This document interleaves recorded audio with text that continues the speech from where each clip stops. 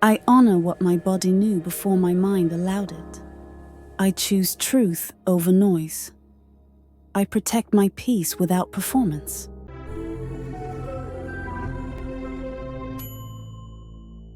Libra, listen closely, because this won't be one of those gentle, sugar-coated openings. If you felt a chill in certain rooms, a pause in certain conversations, or a shift in a friend's smile that didn't quite reach their eyes, you're not imagining it. Something has been said in your absence, and yes, it stings. But before we go further, do this with me to set the tone for the next 20 minutes. Drop a comment right now. I choose truth over noise. That one sentence is your opening move, your declaration that you refuse to be defined by whispers. Now, let's talk plainly. In the competitor's storyline, the emphasis is that they have been talking behind your back and that the universe is using this to reveal who is real. I agree with the essence. Yet here's my take. More than half of what matters today isn't the gossip. It's your response psychology, your boundaries, and the way you reframe this moment from wound to window. I want you to walk out of this video with practical clarity, not just poetic closure. First, the hook you need to hold. Betrayal does not rewrite your character. It reveals other people's limitations. That is not motivational fluff. It's a measurable truth in your behavior over time. Look at your patterns.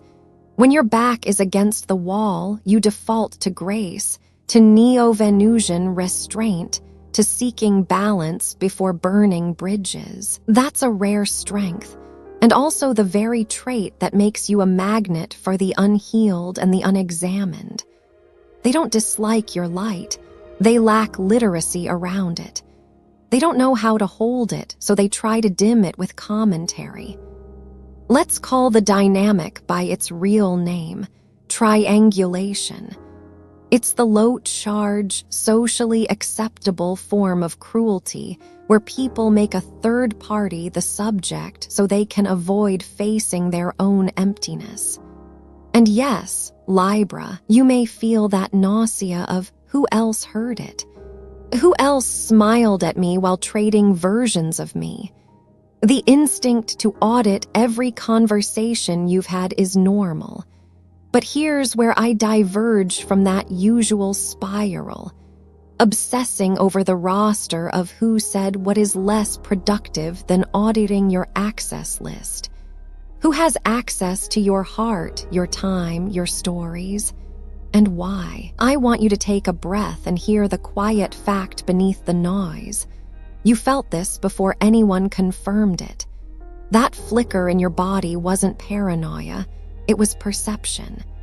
You've always had exquisite pattern recognition, social micro-cues, tonal shifts, glances that linger a beat too long. The issue has never been your intuition. It's been your interpretation of that intuition. You interpret discomfort as a personal failing. Maybe I'm being sensitive instead of something is off. Today, let's retire that habit. Here's the reframe.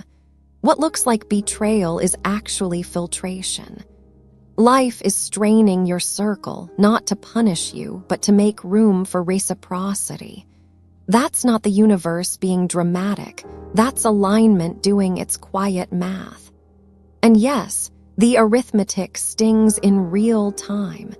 You see a friend minimize your pain, a colleague repeat a private detail as a joke, a family member convert your confession into dinner table entertainment. But the moment something sacred becomes their small talk, you aren't losing safety, you're locating it. Let's lay down a simple field guide so you can move forward with elegance and effectiveness. Recognition without panic. You do not need a hearing to know what happened. Confirmation is already internal. When you feel a tightening in your chest around certain people, That is your body declining the invitation to be misseen. Trust that. Distance without theater. You're not required to publish an exit memo. Quiet boundaries are sophisticated. Stop oversharing. Stop explaining. I'm not available for that is complete. Forgiveness without re-entry. We forgive to detox ourselves from resentment. We do not confuse forgiveness with reinstatement. Access is a privilege, not the price of your peacekeeping.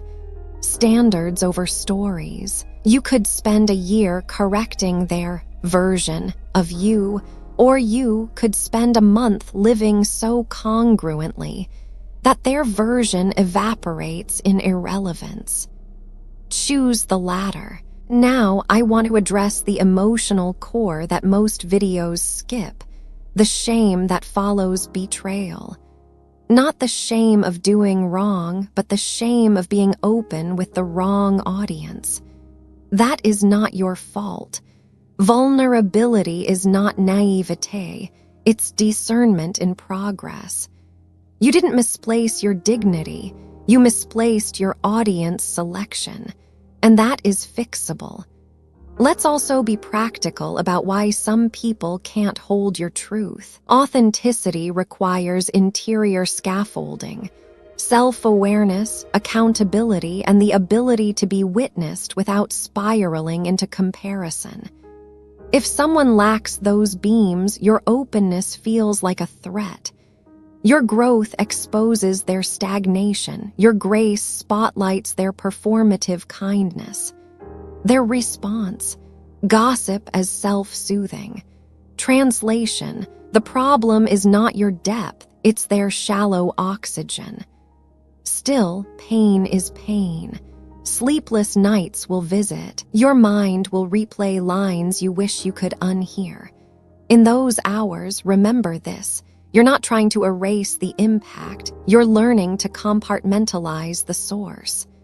The one who wounded you does not deserve editorial control over your identity. You are the editor-in-chief. Full stop. Let's make this actionable with 3 quick rituals. The mirror clause. Each morning, state one boundary aloud. I will not explain myself to those committed to misunderstanding me. Make it formal, steady, calm. Practice it until your nervous system believes you. The 3-seat rule. Imagine your life as a small theater with 3 front-row seats. Those are for the people who defend you in rooms you never enter. Everyone else stands. If someone proves themselves, they sit. If not, they watch from the back or they leave. The audit of ease. Spend 1 week noting where your body feels easy. Not excited or dazzled, easy. That's where loyalty belongs. I also want to speak to your identity as Libra, the archetype of justice, symmetry, and social grace. In the competitor's framing, divine justice will handle the rest.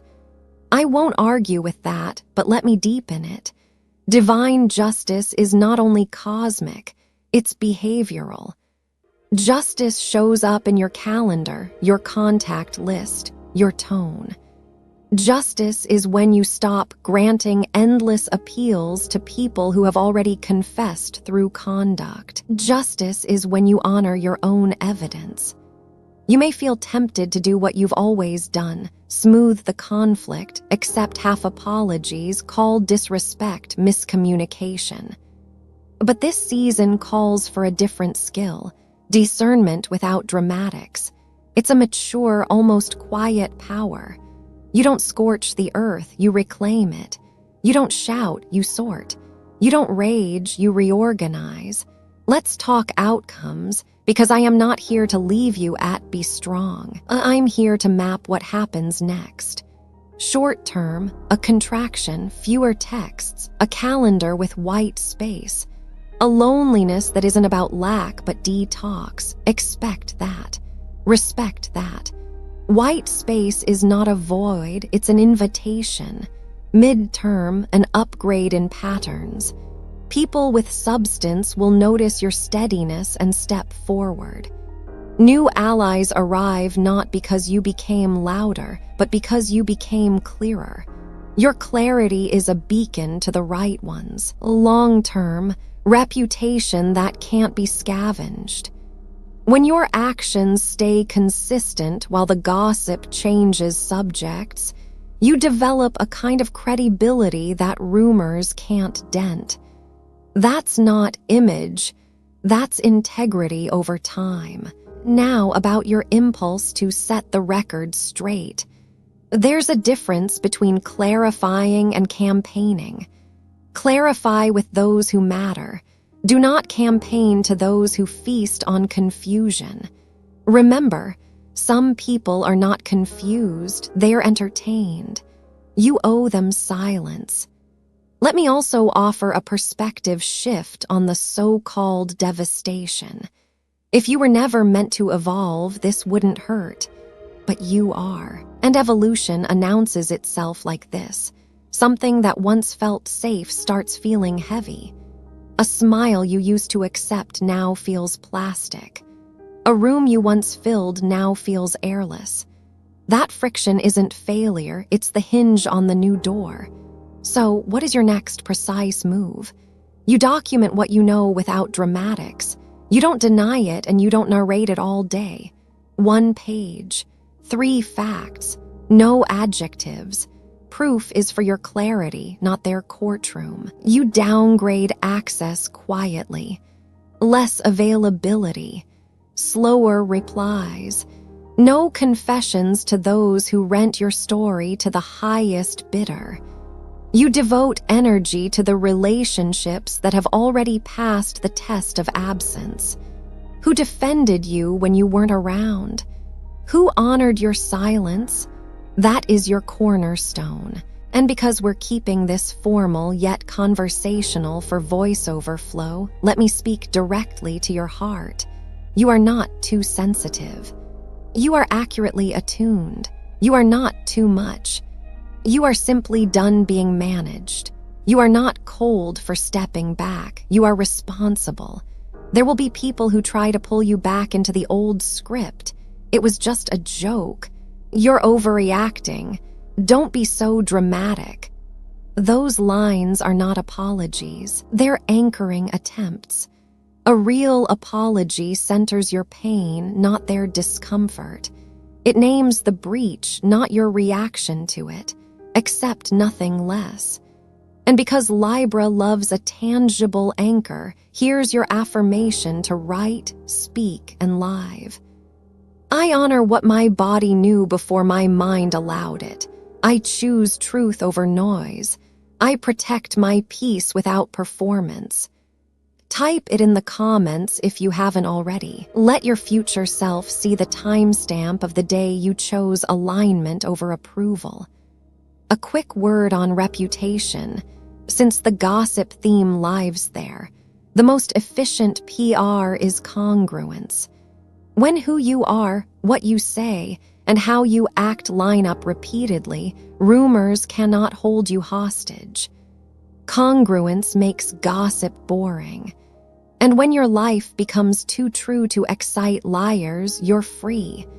I'll leave you with this picture. Imagine your life as a walled garden, not a fortress to keep love out, but a tended space where trust can grow. The wall isn't fear, it's discernment. The gate isn't locked, it's curated. The people who water the ground with respect enter. The ones who trample the seedlings, you let them wave from the road while you keep planting. That's not pettiness, that's stewardship. So, Libra, if you feel the heat of exposure, remember, gold is refined in fire, not applause. Let this moment define your standards, not your softness. Stay generous with the right people. Stay gentle with yourself. Stay surgical with your access. And as for the chorus of voices that didn't have the courage to speak to you directly, let them tire themselves out. They will. They always do. Meanwhile, you'll be building a life that doesn't need a defense because it radiates its own evidence.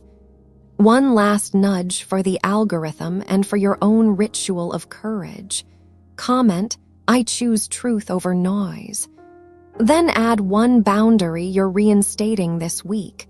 Perhaps it's no more explaining myself to the uninterested, or I end conversations that turn people into topics. Make it simple, specific, and sacred. If this resonated, subscribe and keep your notifications on. Not because I want to trap you in content, but because boundary work is a muscle. You'll want reminders, tools, and check-ins as you implement. In the coming videos, I'll offer scripts for hard conversations, a boundary audit worksheet, and a voice rehearsal for saying no without guilt. Because we're not just surviving this, we're structuring your peace. Gossip may have started this chapter, but discernment will finish it. And when you look back, you won't remember who said what. You'll remember the day you chose alignment. The day you chose to tend the garden instead of defending the gate. The day you became unbothered, not because you didn't feel, but because you finally knew what you were worth. I'm ready for your review. If you want me to fold in ideas from your original script, say the word and tell me which moments you want emphasized. Cosmic timing, karmic balance, the 7-day reveal, or a specific affirmation. I'll integrate them in the same voice, refine the rhythm for voiceover, and keep it firmly within fair use by centering our unique perspective.